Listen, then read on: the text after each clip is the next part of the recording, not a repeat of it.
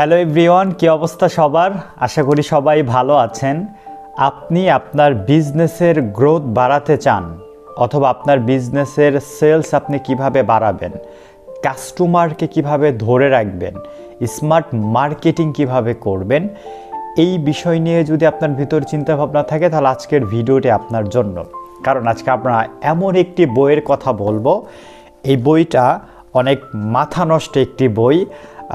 কেন বললাম এই ল্যাঙ্গুয়েজটি ইউজ করলাম, কারণ এই বইটা যখন আমি শেষ করি, এই বই মূলত একটা মানুষের ব্যবসা বাণিজ্য কিভাবে গ্রোথ নিয়ে আসবে, স্মার্ট মার্কেটিং কিভাবে করবে, এই ব্যাপারগুলো এখানে শিখায়।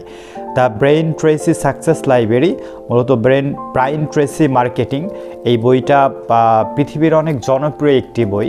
সো আমি একটা জিনিস বলি ভিডিও শুরু করার আগে, এই বইটা যদি আপনি শেষ করতে পারেন তাহলে আপনার 5টা বিষয় কভার করবে। নাম্বার 1, মার্কেটিংয়ের মূলনীতি। নাম্বার 2, টার্গেট অডিয়েন্স নির্ধারণ করতে পারবেন আপনি ব্র্যান্ড বিল্ডিং ও বিশ্বাস স্থাপন করতে পারবেন, মানে বিশ্বাসযোগ্যতা বাড়াতে পারবেন। দাম নির্ধারণ কিভাবে করবেন এবং অফার। এবং এই বই মূলত ডিজিটাল মার্কেটিং ও কন্টেন্ট মার্কেটিং সম্পর্কে এই বইয়ে বিস্তারিত আলোচনা করা আছে। দেখেন, একটা জিনিস আমি বলি, আমি এখান থেকে পড়ে আপনাদের শোনাচ্ছি যে ব্যবসার উদ্দেশ্য কী। পৃথিবীর সকল মানুষ বা অধিকাংশ মানুষ একটা কথা জানে যে ব্যবসার মূল উদ্দেশ্য ভাই প্রফিট করা। আমি ব্যবসায় নামছি মানে আমার লাখ লাখ টাকা প্রফিট করতে হবে, চিন্তায় একটা যে ভাই প্রফিট করতে হবে। বাট এখানে কি বলতেছে যে অনেকে মনে করেন যে ব্যবসার উদ্দেশ্য শুধুমাত্র প্রফিট করা, বাট পিটার ড্রাগার ব্যাখ্যা করেছিলেন যে ব্যবসার আসল উদ্দেশ্য গ্রাহক তৈরি করা এবং ধরে রাখা। দেখেন, একটা নতুন কাস্টমার যখন আপনি তৈরি করবেন তখন আপনার মার্কেটিংয়ের অনেক খরচ আছে, কিন্তু যখন আপনি একটা কাস্টমার আপনার হয়ে গেল, ওই কাস্টমারের সাথে লং টাইম বিজনেস করা বা তাকে সাস্টেনেবল ওয়েতে তার সাথে ব্যবসার পরিচালিত করা বা তার সাথে ওই সম্পর্ক বিল্ড আপ করা, সেই ক্ষেত্রে কি হইল, আপনার কিন্তু ওই যে মার্কেটিংয়ের কষ্টটা কিন্তু হইল না। 2 নম্বর কিওয়ার্ড হইল টার্গেট অডিয়েন্স নির্ধারণ করা। এই বইতে বলা হয়েছে আপনার আসলে টার্গেট অডিয়েন্স কারা। সো এই দুনিয়ার সবাই কিন্তু আপনার কাস্টমার না। আপনি যদি মনে করেন যে ভাই আমি সবার সাথে ব্যবসা করব, এটা সঠিক কৌশল না। আপনার অ্যাকচুয়াল কাস্টমার কারা, তাদেরকে কিভাবে আপনি টার্গেট করবেন, এই বইতে সেটা উল্লেখ করা হয়েছে। এবং টার্গেট অডিয়েন্সের কাছে কিভাবে পৌঁছাবেন সেই বিষয়ে এখানে বিস্তারিত আলোচনা করা হয়েছে। আবারও বলি, আপনার কাস্টমার কিন্তু সবাই না। ব্র্যান্ড বিল্ডিং ও বিশ্বাসযোগ্যতা স্থাপন। সো কিভাবে আপনি একটা ব্র্যান্ডে আসলে রূপান্তরিত হবেন, কিভাবে আপনি কাস্টমারের সাথে আচরণ করবেন।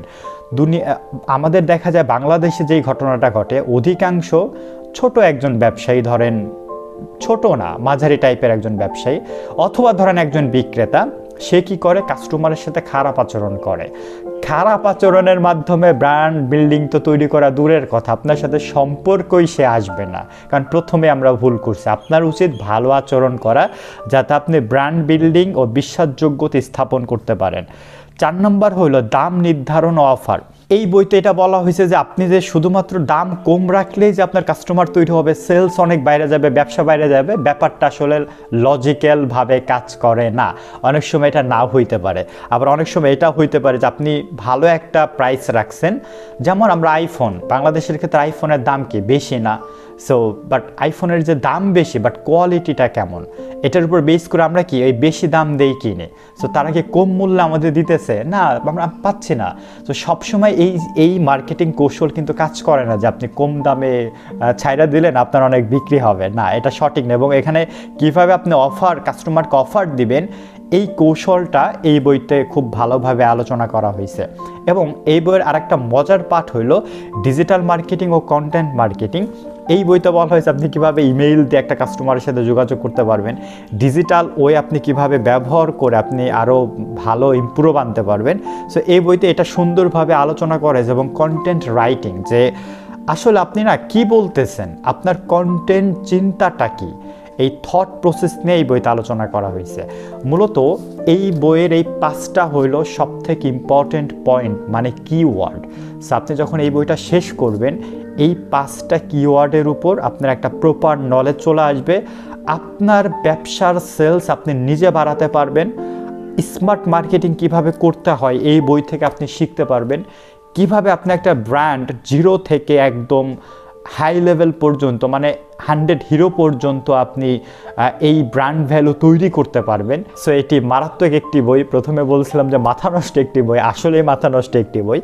এই বইটা যারা আসলে মার্কেটিং শিখতে চান, নিজের ব্যবসার গ্রোথ আনতে চান এবং মার্কেটিংকে আপনি প্রফেশন হিসেবেও যদি নিতে চান, তাহলে এই বই পড়ার আসলে বিকল্প নাই। এই বইটা পড়া উচিত, আমার রিকমেন্ড আর কি। ভালো থাকুন, সুস্থ থাকুন, দেখা হবে পরবর্তী কোনো ভিডিওতে। Take care.